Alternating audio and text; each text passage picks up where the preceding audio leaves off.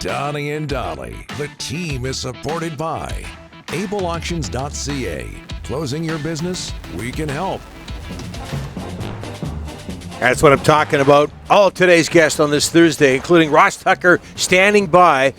Brought to you by the Vancouver Giants, celebrating anniversary 25. Friday night is Hockey Fights Cancer Night for the Giants as they take on Portland Puck Drop 7. Sunday, G-Men take on Kamloops for their annual Trick or Sweet Night, where fans can celebrate Halloween early. Puck drop, 4 p.m. The game is followed by a post-game skate for fans. Visit VancouverGiants.com for ticket info. NFL, Ross Tucker joins us now from the Ross Tucker Football Podcast, CBS Sports, Westwood One. He's in L.A. for the broadcast, the radio broadcast, Vikings at Chargers. Ross, thanks for doing this, sir. How are you? Yeah, I'm doing wonderful. Great to talk with you guys. Appreciate the flexibility with all my travel this week. It has not been easy, but we're getting it done. You're doing radio today, I understand. What do you prefer, radio or TV, or is it a tie?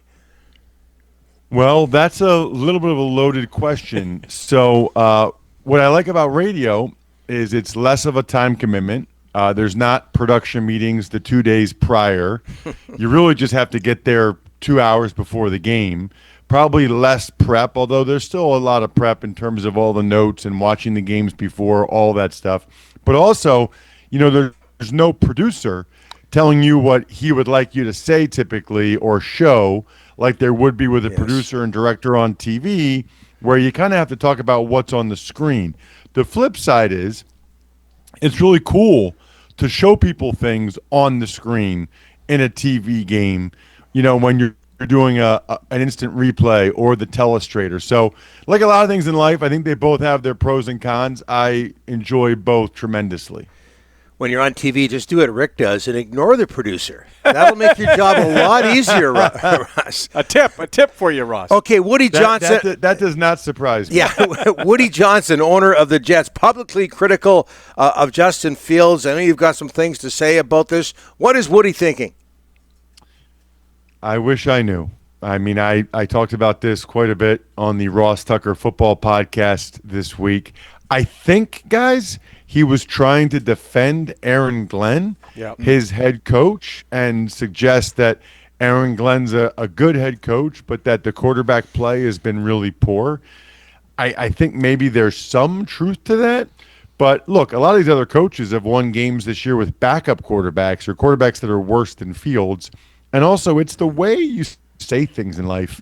I don't understand why Woody Johnson felt the need to describe Fields in the manner that he did. It seems to me like you can support Aaron Glenn without being that disparaging of Justin Fields. I thought it was really disappointing.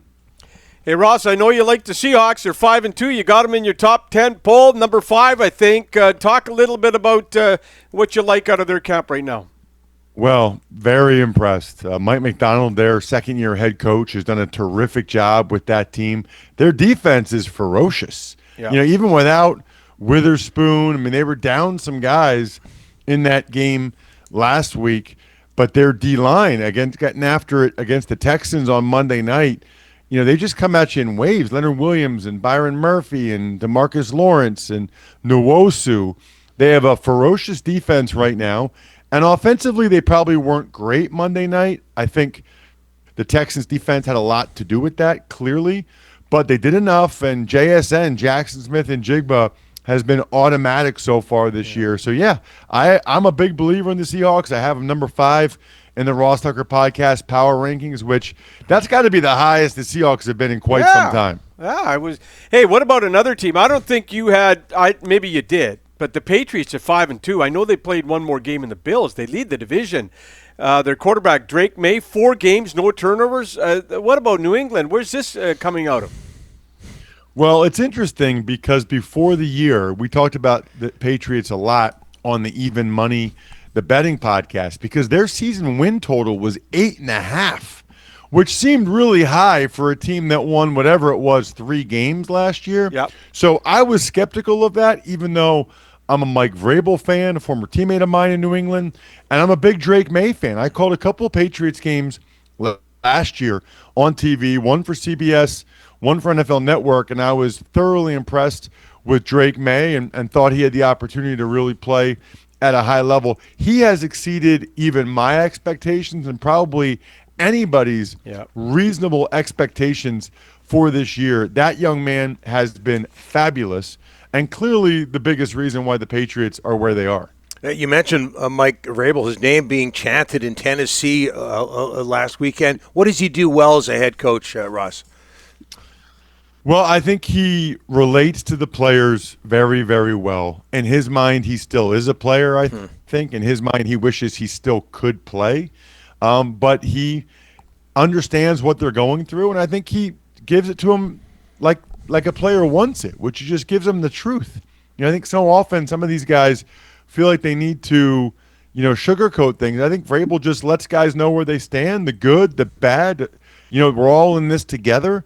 And I think players really, really respond to that. Clearly, they have in Vrabel's second stop here in New England, and they did when he was in Tennessee, too. Ross, Giants, 33-32. They lose to the Broncos. Broncos scoring all 33 of those points in the fourth quarter. How, in God's name, does that happen? That's an all-time bad loss for the Giants. Yeah. It's not just that, by the way. It was 26-8 with 5 minutes and change remaining. So the Giants are up by 3 scores with 5 minutes left. Guys, they lost the game. They scored a touchdown in the final 5 minutes. Yeah. So they are up by 3 scores with 5 minutes left. They scored a touchdown during those last 5 minutes, and they still lost the game. That is almost – I would have told you that I thought that was impossible. Hey, Ross, the Dolphins are 1-6. They asked the head coach about his job security. He said, I'm not thinking about it, Mike McDaniel. What do you think is going to happen there? Is he in trouble? He's probably not thinking about it because he probably knows he's as good as gone. Yeah. I don't know anybody that thinks Mike McDaniel will be back after this year, barring some type of epic, shocking turnaround. I think they all know what the deal is there in Miami. My guess is that the owner, Stephen Ross, hasn't done it yet because he doesn't want to take the chance that some interim head coach is able to spur the team on to a bunch of wins, and that as a result they have to go ahead and hire that guy. I don't think he wants to take that chance. We'd like to ask another question, Ross, but our producer's in our ear and telling us we got to go. It's television. This isn't radio. We have to listen to the producer. Have a good call. All right, sounds great. See you guys. Thanks for having me. You bet.